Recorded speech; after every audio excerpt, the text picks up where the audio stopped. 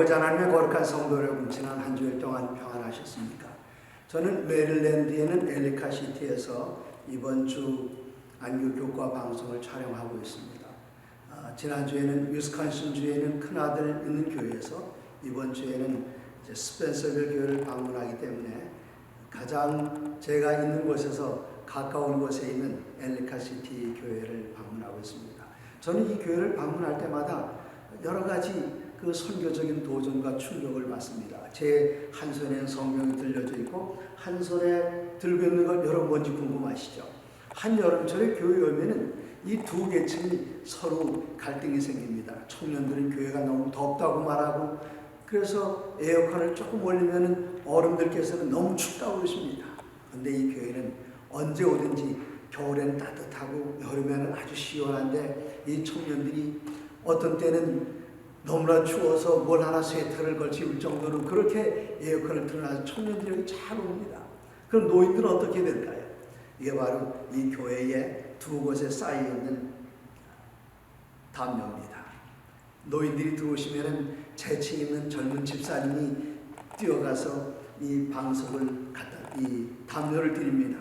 그럼 노인들은 이 담요로다가 무릎을 잘 넣고 있다가 그래도 추우면은 이 담요를 한 장 더 갖다가 이 어깨에 둘러드리는 센스가 있어서 노인들과 청소년들이 함께 어우러져서 같이 예배드리는 아름다운 공간인데, 이 교회가 내일부터 특별한 프로그램을 열흘 동안 시작한다고 합니다. 그 프로그램의 타이틀은 My City, My Mission. 내가 사는 이 도시, 그리고 이곳에서 내가 해야 할 사명, 선교적 사명. 이것을 간단하게 말씀드리면, 우리가 이제까지는 다른 나라에 가서 선교 봉사를 여름철이나 겨울철에 했었습니다. 그런데 팬데믹 시대에 해외여행이 쉽지 않습니다. 그래서 이 교회는 도시 안에서의 선교 여행, Mission Trip Within the City. 이 프로그램은 이 교회와 인근에 있는 몇몇 교회들이 35명의 13살부터 18살까지의 청소년들이 이곳에 모이고, 이 청소년들을 지도하기 위해서 18살 이상 되거나 이전에 이 프로그램에 참석했던 청년들이 카운슬러로 와서, 이 한 카운슬러가 2~3명의 어린 청소년들을 데리고 봉사를 하는데, 오전 9시까지 이들은 교회 성경 공부하고 예배 드리고, 그리고 9시부터 3시까지는 도시락을 싸들고 도시 안으로 들어가서 공원 청소도 하고 지나가는 어른들을 도와드리기도 하고 이 도시 안에서의 봉사활동을 합니다. 그 가운데 특별한 것은 음식을 모아서 가난한 사람들에게 음식을 나눠주는 것인데, 여기 목사님에게 그 음식은 우리 교인들이 가져오는 것입니까? 그렇게 여쭤봤더니 그게 아니랍니다. 지역사회에서 거둔 음식을 지역사회에 나눠주는데, 어떻게 거두는가 하면은 여기서 봉사하는 그 50명의 우리 35명 정도의 어린 청소년들과 그다음에 18세 이상 되는 이 카운슬러들이 함께 나갈 때에 여기다 커다란 자루 하나를 가져가고, 그 자루 안에는 그들이 하고 있는 봉사 내용을 설명한 브로셔가 들어있습니다. 이 지역사회의 가난한 사람들 돕기 위해서 우리들은 음식을 수집하고 있습니다. 이 자루 안에 넣으시면 저희들이 내일 와서 이 자루를 수거해 가겠습니다. 그렇게 하면 어떤 분들은 거기다 과일을 집어넣기도 하고, 어떤 분들은 깡통을 집어넣기도 하고, 그 이튿날 가면 어떤 집은 넣지 못한 집도 있으면 그냥 빈자로 가져오면 되고요. 집집마다 다니면서 설명할 수 없으니까 여기에 설명문을 그 안에다 넣어서 무엇인 속에서 어떤 분들은 넣어두고, 이것을 다 모아가지고 가난한 동네에 가서 나눠주는 것, 정말 좋은 봉사입니다. 우리가 이번 한 해기 동안 대청회, 지회, 연합회, 합회, 그리고 일선교에서 하고 있는 공통의 한 가지 프로젝트가 있는데, I will go. 주님, 내가 여기 있나이다. 나를 보내소서. 하나님께서 내게 계신 그 재능을 따라서 봉사하는 것, I will go 프로젝트로 한국에서도 이런 My City, My Mission 한번 해볼 만하지 않습니까? 정말 좋은 프로그램이라고 생각되었습니다. 우리들은 이번 한 기 동안 그리스도 안의 쉼이란 제목으로 함께 말씀을 나누고 있습니다. 오늘은 그 5번째 시간으로, 제목은 내게로 오라. 어디서 많이 들어보셨죠? 교회에 다니지 않는 비그리스도인들도 잘 알고 있는 성경 구절은 마태복음 11장 28절입니다. 수고하고 무거운 짐진 자들아 다 내게로 오라. 옛날 중한대회 시절에, 지금은 이 중한대회가 서중한합회와 동중한합회 두 합회로 나눠져 있습니다만은 한국연합회 시조사 건너편 지금 본부교회 바로 옆에 거기에 중한대회 본부가 있었습니다. 거기에 커다란 글씨로 다 써놨는데 수고하고 무거운 짐진 자들아 다 내게로 오라. 여기서 어떤 일이 일어났는가 하면은 한국연합회부터 청량리까지 그 거리를 떡전거리라고 옛날에 그렸습니다. 왜 그게 떡전거리인가 하면은 마무리 건너편에 사는 그 나무꾼들이 나무를 짊어지고 마무리 고개를 넘어서고 그 다음에 중랑천을 건너서 여기 연합회쯤 모퉁이쯤 돌아올 때쯤 배가 출출한데 여기 떡을 파는 분들이 떡전거리고 청량리역 앞에다가는 나무를 물어놓고 서울 시내 사람들이 여기서 나무를 사갔습니다. 그런데 먼 시골에서 노인들이 이제 가족을 만나기 위해서 친척을 만나기 위해서 서울에 오면은 한 보따리 짐을 싸고 이고 이렇게 와서 청량역에 내려가지고는 그분들이 한참 걸어갑니다. 근데 그 짐 너무나도 무거워요. 근데 여기 좋은 게 써붙여 있습니다. 수고하고 무거운 짐진 자들아 다 내게로 오라. 여기는 공짜로 짐을 들여다 주는 곳인가 보다 하고는 중한대회 사무실에 와서 짐을 맡긴 적이 있었다고 합니다. 예수님께서는 우리들 인간을 창조하시자마자 제일 먼저 그들에게 주신 선물이 무엇입니까? 가정의 선물도 주셨지만 여세 동안 모든 창조를 인류를 해서 다 이루어놓으시고 맨 마지막에 남자와 여자를 만드셨는데 그 만드신 목적은 하나님께 지으신 이 모든 것들을 하나님께서 지으신 그 의견대로 아이디어대로 설계하신 대로 이 모든 것들을 잘 관리하기 위해서 청지기로 그들을 만드셨습니다. 하나님께서는 사람들에게 안식일을 주실 때에 엿새 동안 일한 다음에 안식일을 주신 것이 아니라 사람이 창조되자마자 그들은 곧장 안식에 들어가게 하셨습니다. 그러므로 사랑하는 사람들에게는 쉬도록 해주는 것, 이게 가장 좋은 선물입니다. 하루 종일 피곤한 남편이 집에 돌아왔을 때에 따뜻한 물을 내주면서 여보 여기서 씻으시라고, 그리고 아내는 들어갑니다. 아내가 부엌으로 가서 음식을 챙길 때 남편들은 가만히 편안히 씻고 쉬는 것이 아니라 남편들은 베큐um 클리너 진공소재기를 들고 아내를 돕기 위해서 일하는, 이거 다 쉬게 하는 것. 하나님께서는 사람을 사랑하시기 때문에 사람들에게 초청을 하시는데, 쉬라고 쉼으로 초청을 하시는데, 예수님께서 마태복음 11장 28절에 다 내게로 오라 쉬어라 하시는 그 말씀의 배경은 그 앞에 보면은 좀 의아한 장면들이 나타납니다.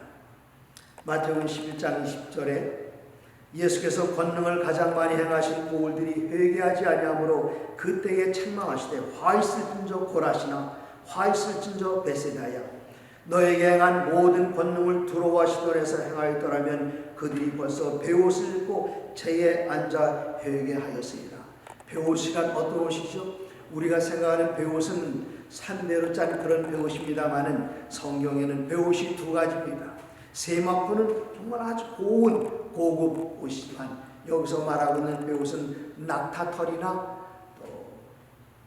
염소의 털로 만든 아주 거친 의복입니다. 그래서 이 의복은 언제 사용했는가 하면은 고행하는 사람들이, 참여하는 사람들이, 자기의 죄를 뉘우치는 사람들이 아주 꺼끌꺼끌한 그것을 베옷이라고 성경에 표현됐습니다마는 재료가 낙타털이나 염소의 털이었습니다. 이것 고행할 때에, 회개할 때에, 자기 죄를 뉘우칠 때에, 자기 몸을 학대할 때 쓰던 그런 옷인데, 두로와 시돈, 이곳에서 예수님께서 행하셨던 그 이적을 행했더라면 그들은 벌써 재에 앉아서, 재는 흙을 나타냅니다. 제일 무릅쓴다는 것은 땅에 묻히는 것을 나타내는데 벌써 회개했을 것이다. 내가 너에게 이르노니 심판날에 두로와 시돈이 너희보다 견디기 쉬우리라. 가버나움아 내가 하늘에까지 높아지겠느냐, 음부에까지 낮아지리라. 내게 행한 모든 권능을 소돔에게서 행하였더라면 그 성이 오늘까지 있어졌으리라.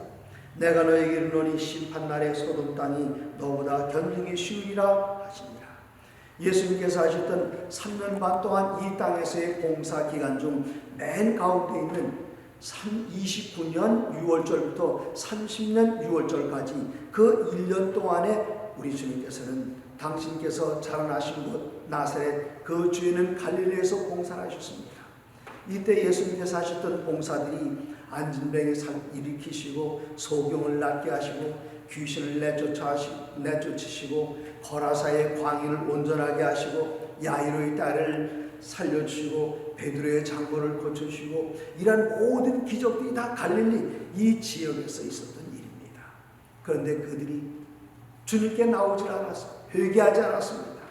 회개하지 않고 항상 자기를 높이는 바리새인들 이런 이들 마음 가운데는 쉼이 없습니다. 이런 쉼이 없는 이들을 향해서 우리 주님께서는 말씀하셨습니다.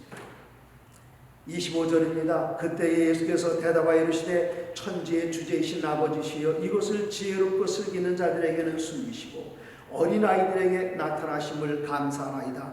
여기 지혜롭고 슬기는 사람 이런 사람들이 누구인가 하면은 이 갈릴리에 마음이 높아져서 예수님의 교훈에도 귀를 기울이지 않고 예수님께서 하나님의 아들로서 메시아로서 보이시는 이적과 기사를 분명하게 보면서도 그들의 마음이 움직여서 회개하지 않는 그들에게서는 숨기시고 여기는 어린아이들에게는 드러내심을 인하여 감사합니다.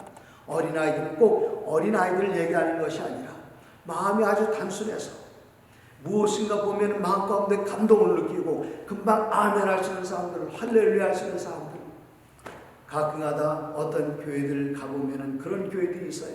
아주 부자들이 있습니다. 학자들이 있습니다. 많이 배운 사람들이 있습니다. 그런 교회 가서 설교를 하면 아주 긴장이 됩니다. 네? 대부분의 모든 분이 표정 하나 바꾸지 않고 팔짱 끼고 앉아서 고개를 쳐들지 않고 그런 것 상당히 설교하기 쉽지 않습니다. 참으로 어렵습니다. 그러나 어떤 시골 교회, 지도자, 목회자가 없는 교회, 그런 교회를 어쩌다 제가 한번 방문하게 되면 그 교회 교인들이 말씀을 어쩜 그리 꿀같이 받아듣는지요. 바로 어린아이들이라고 말씀하신 그러한 표현이 바로 그런 신자들입니다. 그래서 아주 간단한 말씀만 증거해도 그냥 너무나도 고마워서 어쩔 줄 몰라 하는 고마워하는 그런 분들에게는 우리 주님께서 접근하기 쉬웠고 아주 말씀 나누기가 편하셨지만 그러나 그 안에는 바리새인들, 학자들, 많이 배운 사람들, 부자들, 지위가 높은 사람들, 그 사람들은 육신적인 짐뿐만 아니라 영적인 짐도 무거웠습니다. 우리 주님께서는 이 두 무리들 향해서 말씀하시기를 수고하고 무거운 짐진 자들아 너희들이 지고 있는 그 죄짐이 얼마나 무거우냐 그 짐을 가져와서 내게 내려놓아라. 수고하고 무거운 짐진 자들아 내가 너희를 쉬게 하겠다. 그렇게 약속을 해주십니다. 그런데 우리 주님께서는 내게 오라 내가 너희를 쉬게 하리라. 그들을 죄짐으로부터 쉬게 해주시고 그 다음에 말씀하시기를 나는 마음이 온유하고 겸손하니 나의 멍에를 메고 내게 배우라. 그리하면 너희 마음이 쉼을 얻으리라. 그렇게 말씀하셨습니다. 예수님께서는 와서 배우라 말씀하셨는데 예수님께 배워야 할 것들이 얼마나 많이 있겠습니까? 그러나 예수님께 배워야 할 가장 커다란 그것은 두 가지가 있는데 예수님께서는 나는 마음이 온유하다, 나는 겸손하다 그렇게 말씀하셨습니다. 온유함이란 무엇입니까? 온유함이란 누가 그를 모욕을 해도 거기에 맞서서 대항하지 않고 대들지 않고 싸우지 않고 그것이 바로 온유한 자세입니다. 또 겸손한 것은 무엇입니까? 높은 사람들 앞에서 많이 아는 사람들 앞에서 그런 분들 앞에서 겸손한 것은 누구나 다 할 수 있습니다. 겸손한 것은 나보다 연약한 사람들, 나보다 아래에 있는 사람들, 나보다 월급을 덜 받는 사람들, 나보다 가난한 사람들 이런 사람들 앞에서도 예의를 갖추고 그들을 하나의 인격체로 대해주는 것 그런 사람들이 겸손한 사람들인데 이 온유와 겸손의 모범은 누구였는가? 구약에서는 이 세상에서 가장 겸손한 모범으로 모세를 들었습니다. 이 모세는 60만 대군을 애굽에서 끌고 나오면서 그들이 온갖 불평을 다 꺼내내서도 그 앞에서 노하지 않고 그들을 잘 섬겨왔던 모세를 이 지상에서 가장 온유가 특별한 사람으로 알려져 있습니다만은 이 모세는 예수님의 표상에 지나지 않습니다. 예수님의 온유하심, 예수님의 겸손하심은 예수님을 곧 팔게 될 제자 가룟유다의 발을 씻겨주는 그런 온유하신 분이셨습니다. 그 온유하심, 이것은 예수님께서 이 세상에 오실 때에 다스리는 통치자로 오신 것이 아니라 섬기시는 종으로 오셨기 때문에 우리 주님께서는 모든 온유함, 모든 겸손함의 상징이시고 대표이셨습니다. 이사야서 53장 7절에는 예수님을 이렇게 묘사하였습니다. 이사야 53장 7절, 그가 곤욕을 당하여 괴로울 때에도 그의 입을 열지 아니하였으며 마치 도상으로 끌려가는 어린 양과 털깎는 자 앞에서 잠잠한 양같이 그의 입을 열지 아니하였도다.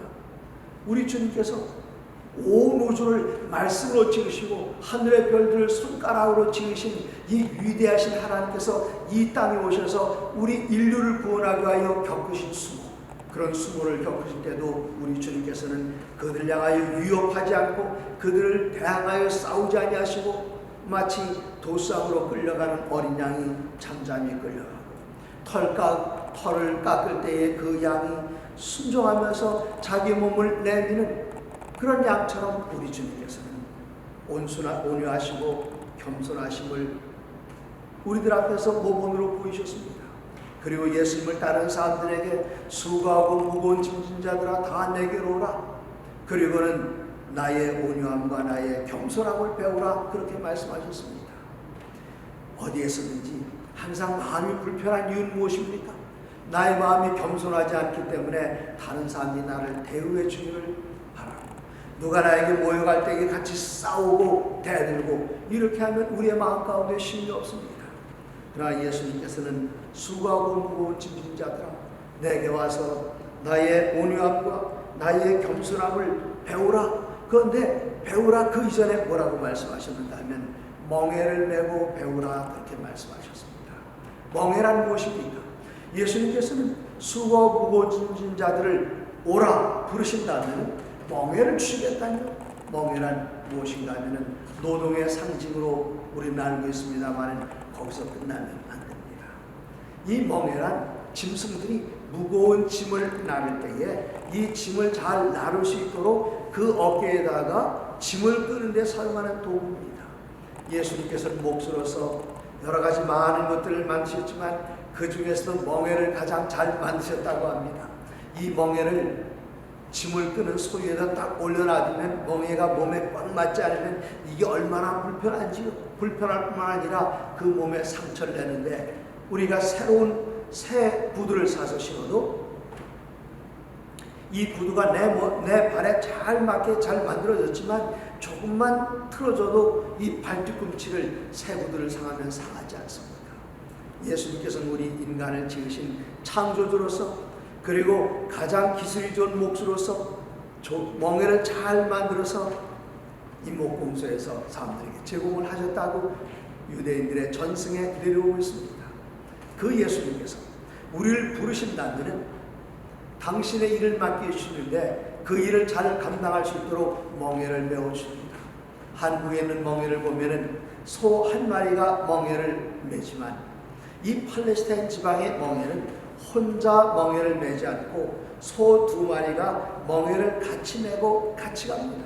그래서 예수님께서는 내 멍에를 메고 내게 배우라 말씀하시는데 내 멍에라고 말씀하시는 것은 예수님께서 멍에를 같이 치시고 우리들에게 멍에를 같이 지도록 맡기셔서 우리들이 지는 그 멍에는 예수님의 멍에이고 예수님의 멍에가 내 멍에이기 때문에 내가 혼자 이 멍에를 짊어지고 가려면 이 짐을 끌고 가는 것이 무겁고 힘들겠지만 예수님의 멍에를 내가 같이 지고 있기 때문에 그 멍에는 힘든 멍에가 아니라 우리에게 압제하는 멍에가 아니라 주님께서 함께 하시는 그 멍에라면 우리 주님께서 함께 하시는 동안에는 내가 주님 안에서 모든 일을 다 행할 수 있습니다.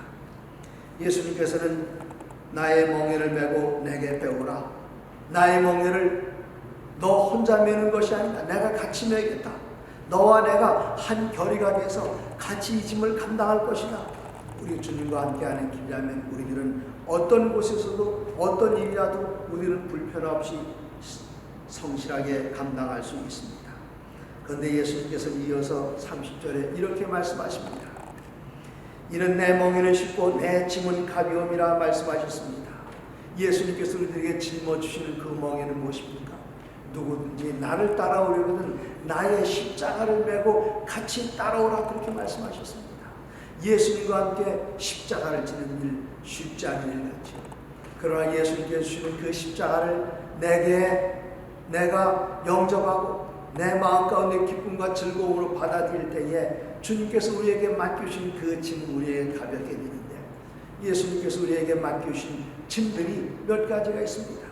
첫 번째, 내 멍에를 메고, 그 멍에는 십자가의 멍에입니다. 내가 그리스도 예수와 함께 십자가에 못 박히고 나면 갈라디아서 2장 20절, 내가 사는 것이 아니요 그리스도께서 내 안에 사시기 때문에 십자가는 오히려 가볍게 느껴집니다. 그리고 예수님께서 우리들에게 주시는 두 가지 짐이 있는데, 그 짐은 예수님께서 이 세상을 떠나시기 전에 마태복음 28장 19절에 그러므로 너희는 가서 모든 족속으로 제자를 삼으라, 제자 삼는 짐을 우리에게 맡겨주셨습니다. 우리가 예수님과 함께 예수님의 멍에를 둘이 한 결의가 되어서 그 멍에를 같이 짊어지고 가면 예수님께로부터 배운 그것을 다른 사람들에게 가르칠 수가 있습니다. 그러므로 예수님께서는 제자들에게 특별히 한 가지를 부탁하셨는데, 한 가지 그들에게 맡겨주신 짐은 제자 만들라는 짐이었습니다. 그 다음에 우리들에게 맡겨주신 짐 하나가 더 있습니다. 그 짐은 사도행전 1장 8절에 오직 성령이 너희에게 임하시면 너희가 권능을 받고 예루살렘 온 유대와 사마리아와 땅끝까지 이르러 내 증인이 되리라, 그렇게 말씀하셨습니다. 증인이 되는 것, 우리들은 예수님의 증인되길 원하시는 분 다들 손들고 저요 합니다마는 그 증인은 그렇게 쉽지 않습니다. 왜 쉽지 않은가 하면 증인이라는 헬라어 단어, 그 원어가 마루트레스입니다. 이 마루트레스라는 단어에서 영어 단어 마터라는 단어가 나오는데, 이 마터, M-A-R-T-Y-R, 그 마터는 우리말로 옮기면 순교자입니다. 가서 내 증인이 되라는 그 말씀은 무슨 뜻인가 하면 가서 죽어라, 가서 죽고 돌아오라가 아니라 가서 죽고 거기 묻히란 말입니다.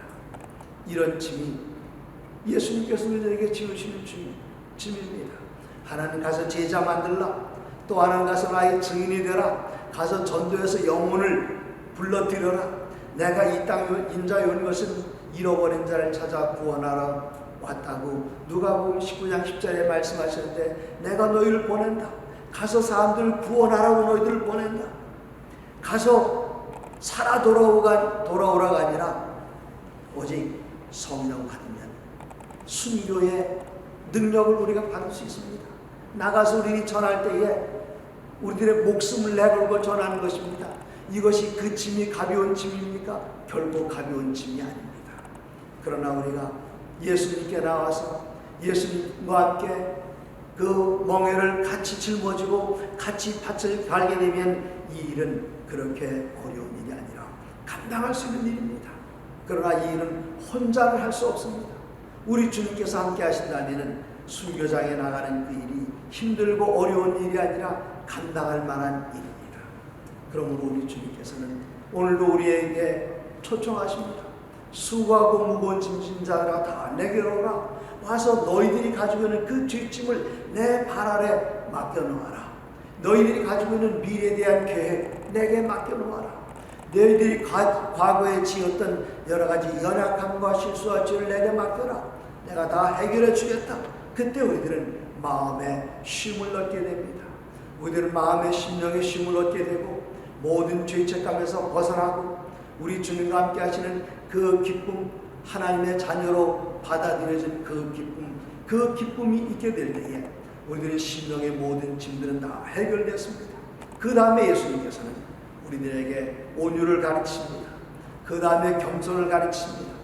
예수님과 함께 이 멍에를 같이 메고 온유와 겸손을 배우게 되면 예수님께서 맡겨주시는 이 두 가지 짐, 나가서 제자 만드는 짐, 그리고 나가서 예수님의 거룩한 이름을 내가 살고 있는 이 지역에서, 그리고 지역의 경계를 벗어나서, 그리고 심지어 이방 땅의 다른 나라에 가서도 이 기별을 가지고 갈 수 있는데, 나갈 때에 어디에 하는 것, 그 결심은 내 목숨을 드리겠다 이것입니다. 오늘날 전도가 쉽지 않다고 이야기합니다. 저는 때때로 제게 조언을 구하는 후배 목회자들이나 목회하고 있는 두 아들들에게 이야기를 합니다. 그 이야기는 무슨 이야기가 하면, 목회를 하려면 절대로 열심히 하면 안 된다. 그리고 목회를 하려면 절대로 최선을 다하면 안 된다. 그러면 제 이야기를 듣는 분들이 아주 궁금하게 생각합니다. 그럼 어떻게 해야 됩니까? 최선을 다하면 안 된다니?